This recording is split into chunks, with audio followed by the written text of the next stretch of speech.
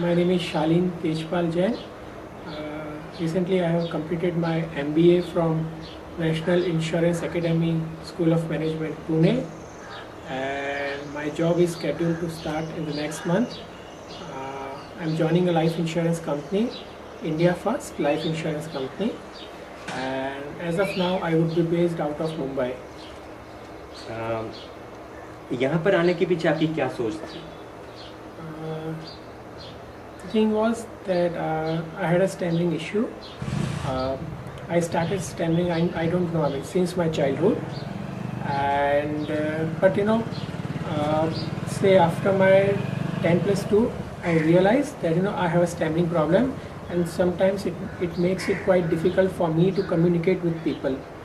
So I started working on it. How can I improve my communication? How can I stop my stammering?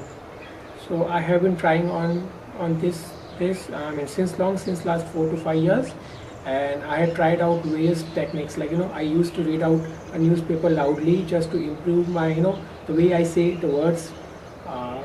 But the thing with the stammering is it comes and it goes. There are times when you don't stammer at all, and there are times when you have a high amount of blocks. So this was a basic issue. So if I practice reading aloud, then for the next 2 hours or 3 hours I won't stammer at all. But after that the stammering would come back again. How did you get in contact with the Indian Stammering Association? Like as I mentioned that since last 4 to 5 years I have been working on my stammering, that how can I improve my communication. So I used to go through a lot of websites on internet which would actually tell us what can be the techniques that you can use to improve your communication, to remove your stammering. So while surfing on internet I just stumbled upon TISA's blog. Like all people might be knowing that earlier TISA started with a blog, and now they are full-fledged website by name of stammer.in. So I stumbled upon TISA's blog. So I contacted Dr. Sachin, and the workshop of which I came to know, it was somewhere in Jan 2010. So I actually contacted Mr. Sachin and asked him that if I can be a part of this workshop, because the issue with me was that I was already placed with a life insurance company, and I was of a deep concern that if I join the company, and say if my superiors ask me to say, the first thing when you join a company is they ask you to introduce yourself. So what if I stammer? What if I stammer if I'm in front of a client? So I basically asked Dr. Sachin if I can be a part of that workshop, because I had a belief that if I work upon my stammering I can cure it for sure. So I asked Dr. Sachin, and he told me that the stammering workshop would be for 10 to 12 days. So basically I planned out that I can be a part of this workshop, but somehow due to my MBA exams I was not able to be a part of this workshop. So then I dropped that idea, and I again started working on my stammering. Then in the month of June I came to know that TISA is organizing one more workshop. It will be again for 10 days, and so I decided to be a part of it. And this time through God's grace I'm here right now at Harbatpur and working upon my stammering, and I believe that I have achieved in the last 5 to 6 days. I have achieved a lot, and I think by constant practice and working upon my stammering I can improve a lot. तो पिछले 5-6 दिनों में आपने क्या क्या सीखा? The first thing and the issue with every stammerer is that we don't actually accept our stammering. What we do is we try to hide it. Like if I talk to a person or say to a stranger, I make my best of the efforts to see that the person to whom I'm talking should not know about my stammering. So this is the basic issue, that when you try to hide the stammering automatically comes out.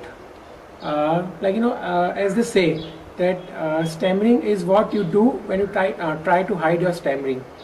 So the first thing that we learned was accept your stammering. There is nothing wrong with stammering. It's just the way we speak out. Like, if a normal person, a person who does not stammers, takes 10 seconds to speak a line, I may take 15 seconds. So there is nothing wrong in it. I mean, there have been few political leaders who take almost half a minute to say lines, keeping a pause of almost 10 seconds between each statement. So that's not the issue. So the first thing that we learned was accept your stammering. That's on the psychological part. Apart from that, what we learned was that stammering, the biological thing, like as people say, that one of the main reasons for stammering might be with the neurophysiological mind.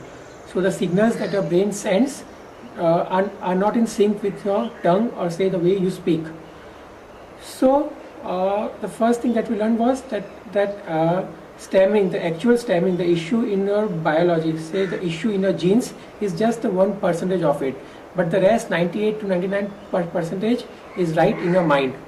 So in order to work upon that, the psychological, in order to work upon the rest of the 98 to 99%, what we do is we practice a lot of techniques, like to speak slowly, to pause, to bounce.